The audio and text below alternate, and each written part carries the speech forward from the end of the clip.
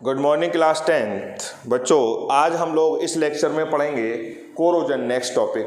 इससे पहले हम केमिकल रिएक्शंस के टाइप पढ़ चुके थे। उसमें जो लास्ट टॉपिक था वो था हमारा ऑक्सीडेशन एंड रिडक्शन रिएक्शंस।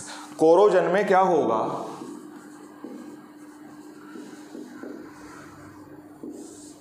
कोई भी मेटल कोई भी हो सकती है, कॉपर, जिंक, आयरन, कोई भी मेटल जब आती है एयर के कांटेक्ट में, air, moisture and other impurities का मतलब होता है कोई एसिड या कोई सॉल्ट सॉल्यूशन, तो उस मेटल की सरफेस पे कुछ अनवांटेड कंपाउंड बनना शुरू हो जाते हैं जिनकी ज़रूरत हमको नहीं होती है। जैसे ऑक्साइड बन जाएंगे उस मेटल के, हाइड्रोक्साइड बन जाएंगे, सल्फेट बन जाएंगे, कार्बोनेट बन जाएंगे और बाइकार्बोनेट, और उस मेटल का धीरे धीरे डिके होना शुरू हो जाएगा।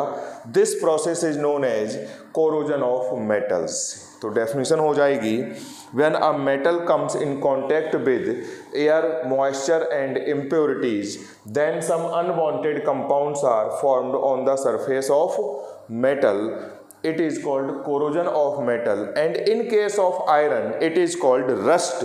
आयरन के केस में कोरोजन को ही बोलते हैं हम रस्ट।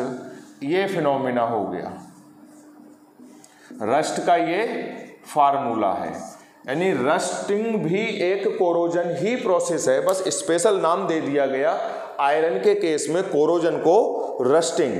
तो डेफिनेशन हो जाएगी, rust is hydrated ferric oxide, ferric hydroxide, और ये वाटर ऑफ क्रिस्टलाइजेशन है एक्स का मतलब कुछ भी नंबर होगा, 2 होगा, 3 होगा, इस टाइप से। रेडिश ब्राउन कलर की होती है रस्ट, आपने देखा होगा जनरली हर जगह आयरन पे जो रस्टिंग होती है वो रेडिश ब्राउन कलर की होती है। अब कैसे हम प्रोटेक्ट करेंगे आयरन को फ्रॉम रस्टिंग, कि रस्टिंग ना हो उसमें या रस्टिंग कम हो? सबसे पहला मेथड है बैरियर प्रोटेक्शन। सबसे पहला है बैरियर प्रोटेक्शन। बैरियर प्रोटेक्शन, इसमें क्या करते हैं हम, आयरन की सरफेस पे पेंट कर देते हैं।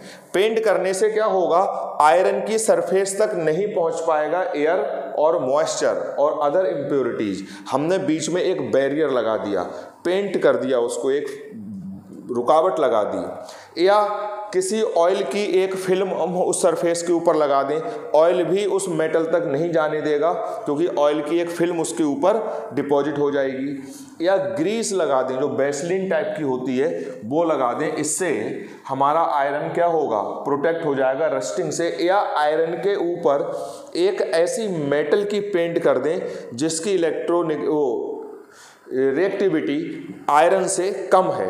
जैसे आयरन के ऊपर अगर हमने सिल्वर का पेंट कर दिया, इसको हम बोलते हैं इलेक्ट्रोप्लेटिंग, तो भी हम आयरन को प्रोटेक्ट कर लेंगे, काय से, रस्टिंग से।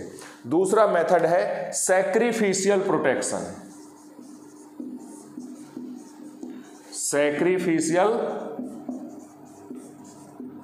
प्रोटेक्शन, इसमें क्या होता है, हम आयरन में थोड़ा सा मिला देते हैं जिंक।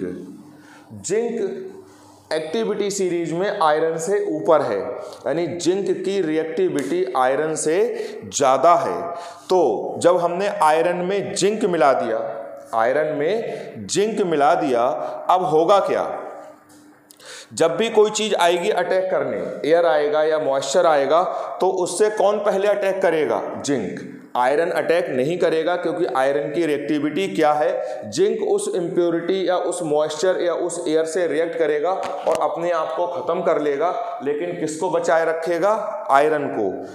जिंक सेक्रीफाइस कर रहा है, आयरन को प्रोटेक्ट करने के लिए अपने आप को खत्म कर रहा है, इसलिए इसको हम बोलते हैं सैक्रिफिशियल प्रोटेक्शन। जिंक इसलिए जल्दी कोरोड हो रहा है क्योंकि जिंक की रिएक्टिविटी आयरन से ज़्यादा होती है। ऐसा आयरन जिसमें थोड़ा सा जिंक मिला होता है, ऐसे आयरन को बोलते हैं गैल्वानाइज्ड iron. गैल्वानाइज्ड iron, and this phenomena is known as galvanization of iron। ये हुआ सैक्रिफिशियल प्रोटेक्शन। सैक्रिफिशियल प्रोटेक्शन में या गैल्वनाइज्ड आयरन में हम थोड़ा सा जिंक मिला देते हैं। थर्ड है यूजिंग एंटी रस्ट सॉल्यूशंस।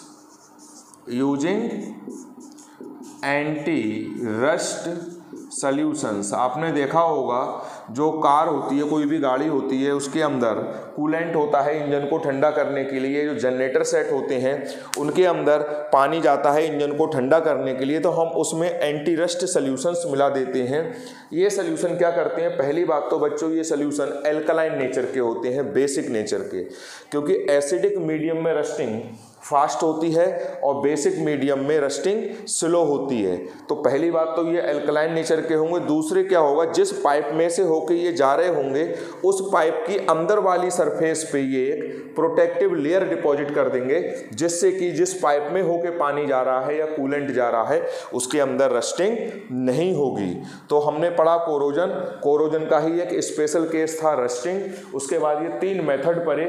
इन मेथड की हेल्प से हम प्रोटेक्ट कर सकते हैं आयरन को रस्टिंग होने से। Thank you.